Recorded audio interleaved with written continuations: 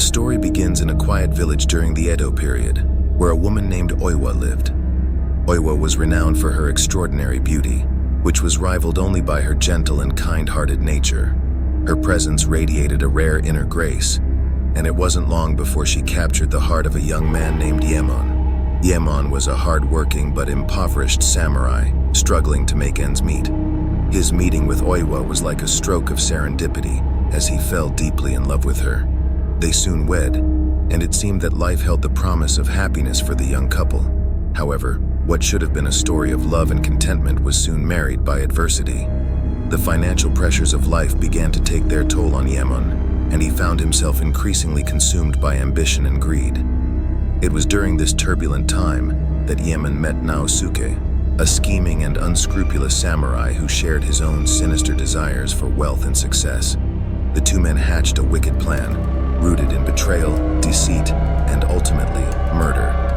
Iemon was convinced that his marriage to Oiwa was holding him back from achieving the financial success he so desperately desired. With this twisted motivation, he made a fateful decision. Iemon and Naosuke plotted to poison Oiwa, believing that her death would remove the obstacle that stood in their way of fortune. They procured a lethal poison and set their sinister plan into motion. One fateful evening, Oiwa unknowingly ingested the poison that Iemon and Naosuke had cunningly placed in her food. The poison was intended to end her life swiftly, but it had a macabre twist of fate. Rather than killing Oiwa, it caused her excruciating agony and grotesque disfigurement. Her once lovely visage became marred by a horrific facial deformity, marked by a twisted eye and a disfigured, drooping mouth. When Oiwa beheld her reflection, the sight of her own disfigured face filled her with despair. The poison had robbed her of her beauty, and the very essence of her identity was shattered. She was trapped in a living nightmare, unable to escape the torment of her own reflection. In the aftermath of the poisoning, Oiwa's physical and emotional suffering was compounded by the discovery of her husband's treachery. As the truth of Iemon's deceit came to light, Oiwa was overwhelmed by a sense of betrayal that cut deeper than any physical pain she endured. She had loved Iemon with all her heart, but he had conspired to murder her and steal her fortune. Desperate and heartbroken, Oiwa's mental state deteriorated rapidly. Her suffering was indescribable, and the combination of her physical disfigurement and the depth of her emotional torment was enough to push anyone to the brink of madness. In the midst of this turmoil, Oiwa's health rapidly declined. She lived her days in seclusion, hiding her disfigured face from the world.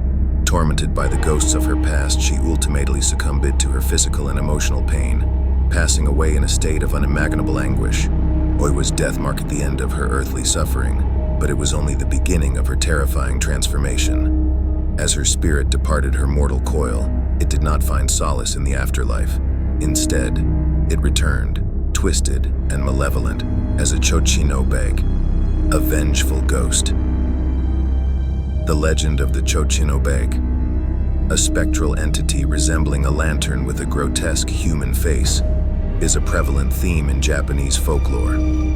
This supernatural creature is characterized by a single eye, a long venomous tongue, and the ability to change shape and size at will. It is said to be a mischievous and often malevolent spirit, enjoying playing tricks on the living. However, Oiwa's Chōchin'obake was no ordinary spirit. Fueled by her profound anger, despair, and a thirst for vengeance, she became an even more formidable and terrifying presence than the typical Chōchin'obake. As the Chōchin'obake, Oiwa began to torment those responsible for her suffering. Iemon and Naosuke, who had thought themselves free of Oiwa's torment with her death, found themselves thrust into a nightmarish world of supernatural horrors. The malevolent spirit relentlessly pursued her vengeance against Iemon and Naosuke, unleashing a series of supernatural phenomena designed to drive them to the brink of insanity. Doors slammed shut on their own, eerie apparitions appeared, and haunting whispers filled their ears. The disfigured face of Oiwa, now as the Chōchin'obake, became a recurring presence in their lives, appearing suddenly in mirrors and even when they closed their eyes. Her one twisted eye and elongated tongue were etched into their nightmares. In the dead of night, the Chōchin'obake would hover over their beds, casting a sinister and eerie glow that pierced the darkness. The torment they experienced was relentless, as if Oiwa's spirit had harnessed the very essence of their darkest fears and turned them into a living nightmare. The unrelenting terror unleashed by Oiwa's Chochin'obake pushed Iemon to the edge of madness. He became a shadow of his former self, haunted by the ghostly apparition and plagued by guilt for the heinous act he had committed. He desperately sought solace in a way to rid himself of the malevolent spirit that was slowly destroying him. In a final, desperate act, Iemon turned to violence. He struck out in a fit of rage, attempting to kill Oiwa's Chochin'obake. But the vengeful spirit was beyond mortal harm, and her revenge was already complete. In his madness, Iemon inadvertently took his own life, ending his torment but forever sealing his fate. Naosuke fared no better. Haunted by the same relentless specter and plagued by guilt, his life became a waking nightmare.